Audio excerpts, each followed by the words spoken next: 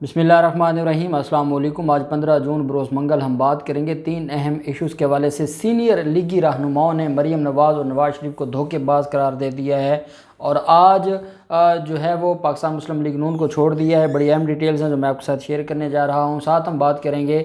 آصف زرداری کے خلاف جو نیب کے کیسز تھے ان کو ٹرانسفر ہونے کے حوالے سے ٹرانسفر کروانے کے حوالے سے جو سپریم کورٹ آف پاکستان میں درخواست فائل کی گئی تھی، بڑی اہم آج اس میں پیش رفت ہوئی ہے، وہ میں آپ کے ساتھ شیئر کروں گا۔ اور پہلے ہم بات کریں گے جو آج کا ہنگامہ ہے اسمبلی میں، جو نیشنل اسمبلی ہے اور جو کچھ وہاں ہوتا رہا ہے وہ مختصر، کیونکہ آپ نے سارا کچھ آج اپنی آنکھوں سے دیکھا ہے اور یہ وہ چیزیں ہیں جن کو ہم بڑے عرصے سے ڈسکس کر رہے ہیں کہ ہمارا جو پارلیمنٹ ہے یا جو پارلیمانی نظام ہے وہ کس حد تک کمزور ہے، اور یہ جو پارلیمنٹ اپنے آپ کو سپریم کہتی ہے اور پارلیمنٹ یہ سمجھتی ہے کہ ہمیں کوئی چھیڑے نہیں،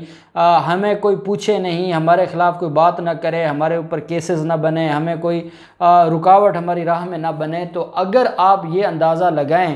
کہ جو باقی ادارے ہیں، چاہے وہ آپ کی سپریم کورٹ آف پاکستان ہے یا عدلیہ ہے، چاہے وہ آپ کے ایگزیکٹو ادارے ہیں، اگر وہ آپ کے اوپر اتنا ریلائی کریں اور جس طریقے سے آپ کو اندھی جمہوریت چاہیے کہ آپ اگر سپریم ہیں تو بس آپ سپریم ہیں، آپ کچھ بھی کریں اور آپ کو کوئی پوچھے نہیں، تو پھر آپ اندازہ لگائیں ہمارے ملک کا کیا حال بنے گا۔ اپوزیشن نے یہ کھیل شروع کیا اور یہ کھیل شروع ہوتا ہے جس دن عمران خان وزیر اعظم بنتے ہیں اور وہ پہلی تقریر کرتے ہیں، اور اس دن یہ تماشا شروع کیا جاتا ہے۔ شہباز شریف، بلاول زرداری اور یہ سارے لوگ، آصف زرداری، یہ اس تماشے کو دیکھتے ہیں اور اس کو پروموٹ کرتے ہیں، اور پھر اس کے بعد 3 سال کے قریب ہو گئے ہیں اس ٹینیور کو، کبھی بھی اپوزیشن نے کسی اجلاس میں جو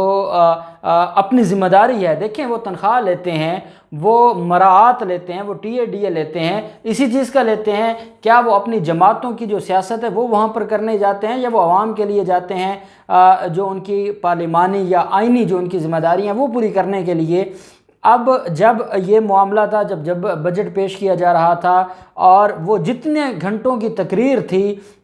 جو شوکت ترین کی، اس پورے ٹائم میں سیٹیاں بجائی جاتی رہیں، گالم گلوچ ہوتی رہی، اپوزیشن کی طرف سے نعرے بازی ہوتی رہی، اس حد تک لعن طعن ہوئی کہ انسان سوچ نہیں سکتا۔ ہم یہ بات کرتے ہیں کہ کوئی تھوڑی سی کوئی مورل ویلیوز ہوتی ہیں، کوئی سویلائزیشن ہوتی ہے، آپ اندازہ نہیں لگا سکتے کہ جو حکومتی بینچوں پر بیٹھے ہوئے چند ایک امیچور لوگ، جن کو نہ شرم ہے نہ حیا ہے، اور جو اپنی قیادت کو جو ہے وہ جو اپنی قیادت کے لیے باعث شرمندگی بن رہے ہیں، اور وہ جس طریقے سے جملے کس رہے ہیں۔ دیکھیں، اگر آپ نے اپوزیشن کا تو جو کردار تھا ہی تھا اور وہ پہلے دن سے ہی ایسا تھا، اور ان کا مقصد یہ ہے کہ وہ اس سارے معاملے پر جو عمران خان ہے اس کو ذلیل کریں یا عمران خان کے لیے پریشانیاں بنائیں۔ اب اگر آپ ان کے جیسے بن جائیں گے، ان کے جیسے بن کے ان کو ٹریٹ کریں گے، تو پھر قوم کیسے کہے گی کہ ہاں یہ الگ ہیں اور یہ الگ ہیں؟ پھر تو آپ ایک جیسے ہو گئے۔ جب آپ ایک جیسے ہو گئے تو پھر عمران خان کہاں پر کھڑا ہے؟ پھر عمران خان کی سیاست کہاں پر کھڑی ہے؟ پھر عمران خان کا نعرہ کہاں پر کھڑا ہے؟ اس کو تو آپ نے ڈبو دیا ہے۔ اور آپ اگر وہ جو کچھ بھی کہتے،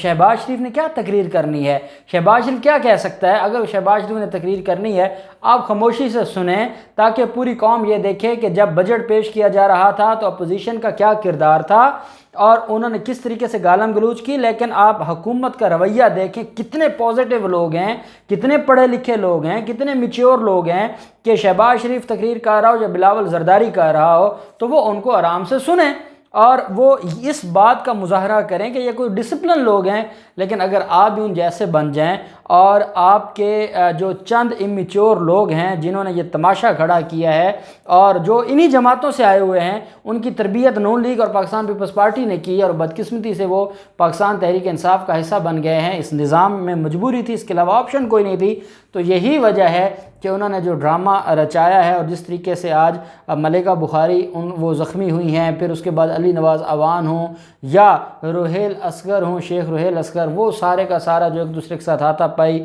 پھر جو بجٹ کی کاپیاں ایک دوسرے کے منہ پر دے ماری ہیں اور جو نفری بلانا پڑ گئی ہے، یہ ساری چیزیں میں سمجھتا ہوں کہ ڈسگسٹنگ ہے۔ یہ پوری قوم اس پر، ہم دیکھتے تھے سوشل میڈیا پر ہم ویڈیوز دیکھتے تھے، تھرڈ کلاس جو کنٹریز تھے ان کی پارلیمنٹ میں اس طرح سے ہوتا تھا، بھارت کی پارلیمنٹ میں ہم یہ دیکھتے تھے، لیکن یہ جو حالات ہماری پارلیمنٹ میں آئے روز ہونے لگ گئے ہیں، یہ آئین کی توہین ہے، مقدس ایوان کی توہین ہے۔ میں یہ سمجھتا ہوں کہ یہ اتنی بڑی توہین ہے ایوان کی کہ جس کے بعد اس ایوان کو بند کر دینا چاہیے اور ان لوگوں کو کہیں کہ آپ کو تنخواہ بھی نہیں ملے گی اور آپ گھروں میں بیٹھیں، آپ نے کوئی قانون سازی نہیں کرنی۔ جب سارا کچھ آرڈیننس سے چلنا ہے تو پھر آپ نے تو قانون سازی کرنی نہیں ہے، آپ نے تو حکومت کو ہر حال میں ناکام کرنا ہے، آپ نے تو حکومت کو ہر حال میں گھر بھیجنا ہے۔ تو پھر آپ آتے کس لیے ہیں؟ آپ تنخواہیں کس چیز کی لیتے ہیں؟ کیا قوم اس چیز کے ٹیکسوں کے پیسے دے کر آپ کو تنخواہیں دلواتی ہے کہ آپ وہاں پر گالم گلوچ کریں اور آپ وہاں پر کوئی کچھ کہہ رہا ہے، کوئی کچھ کہہ رہا ہے، اور کوئی بلاول زرداری کے حوالے سے اسپیشل جو نام رکھے گئے ہیں وہ کہہ رہا ہے، کوئی عمران خان کو گالیاں دے رہا ہے؟ تو یہ سارا کچھ خدا کے لیے دنیا کہاں پہنچ گئی ہے؟ آپ کی نوجوان نسل اب باشعور ہو گئی ہے، وہ ان چیزوں کو نہیں پسند کرتی، وہ یہ روایتی سیاست کو نہیں پسند کرتی۔ جو روایتی سیاست کرے گا وہ دفن ہو جائے گا۔ عمران خان کو کیوں لوگ پسند کرتے ہیں؟ وہ روایتی سیاست نہیں کرتا، وہ روایتی سیاست کے خلاف تھا، لیکن جب اس کے ساتھ رہنے والے لوگ جو عمران خان کو بدنام کریں گے یا باعث شرمندگی بنیں گے،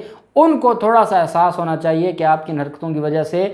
جو پاکستان کے لوگ ہیں وہ ان کا دل دکھا ہے، اور وہ آپ سے یہ امید نہیں رکھتے تھے کہ آپ حکومت میں بیٹھے ہیں اور آپ ایک ایسے لیڈر کے ساتھ بیٹھے ہیں جو ان چیزوں کو پسند نہیں کرتا، لیکن آپ نے اپنی منشور کی دھجیاں اڑائی ہیں، اور یہ نہیں ہونا چاہیے تھا۔ خیر، اب دوسری طرف جو معاملہ ہے اسپیکر کا، اور آپ جانتے ہیں کہ اسپیکر کے خلاف بھی عدم استحکام کی جو تحریک ہے وہ اب لے کے جا رہی ہے اپوزیشن۔ پہلے قاسم سوری جو کہ ڈپٹی اسپیکر ہیں، ان کے خلاف عدم استحکام کی تحریک پر ورکنگ ہو رہی تھی اور اس پر وہ پیش کر رہے تھے، لیکن اب دوبارہ یہ فیصلہ آیا ہے کہ وہ ان کے خلاف بھی عدم اعتماد کی تحریک لے کر جائیں گے اسپیکر کے خلاف۔ اسپیکر نے کہا ہے کہ جنہوں نے گالم گلوچ کی ہے ان کا داخلے پر پابندی ہوگی، لیکن خدا کے لیے اسپیکر صاحب، آپ نے تو شاہد خاقان عباسی پر پابندی نہیں لگائی، جس نے آپ کو آپ کے منہ پر آ کے کہا کہ میں آپ کو جوتا ماروں گا، اس پر پابندی نہیں لگائی۔ تو آپ اپنی ذمہ داریاں، آپ مقدس ایوان کے میں بیٹھے ہیں اور آپ کی ذمہ داری بنتی ہے کہ آپ اس ذمہ داری کو نبھائیں، یہ تماشا نہ لگائیں، اس تماشے سے کام نہیں چلے گا، اور آپ واقعی اسٹرکٹ ایکشن لیں، آپ کر سکتے ہیں۔ نہیں تو ہم سارا دن بات کرتے ہیں کہ یہ عدالتوں کی ذمہ داری نہیں تھی، عدالتیں کیوں انٹرفیئر کر رہی ہیں، عدالتیں ان معاملات میں کیوں گھس رہی ہیں، تو پھر عدالتوں کے پاس تو موقع آ جائے گا کہ اس پارلیمنٹ کے اوپر ہم چھوڑ دیں ساری کی ساری قوم کو، ان کے رحم و کرم پر، جن کو اتنا شعور اور تمیز نہیں ہے کہ وہ ایک اجلاس ہے اور اس اجلاس میں انسانوں کی طرح بیٹھ جائیں اور وہاں پر تان نہ کریں، گالم گلوچ نہ کریں۔ تو یہ سارے سوالات اٹھیں گے۔ دوسری طرف مریم نواز اور مولانا فضل الرحمان بڑے دکھی ہیں، اور ان دونوں کا جو نظریہ ہے وہ یہ ہے کہ تحریک عدم اعتماد کی طرف ہم نہ جائیں بلکہ ہم ریزائن دیں۔ تحریک عدم اعتماد کا نعرہ تھا پاکستان پیپلز پارٹی کا، اور اگر نون لیگ پاکستان پیپلز پارٹی کے اس نعرے کا ساتھ دیتی ہے تو وہ پھر نون لیگ نہیں دے گی، وہ شین لیگ دے گی، اور وہ پھر ناکام ہوگا، اور وہ ساری چیزیں آپ کے سامنے آئیں گی۔ خیر،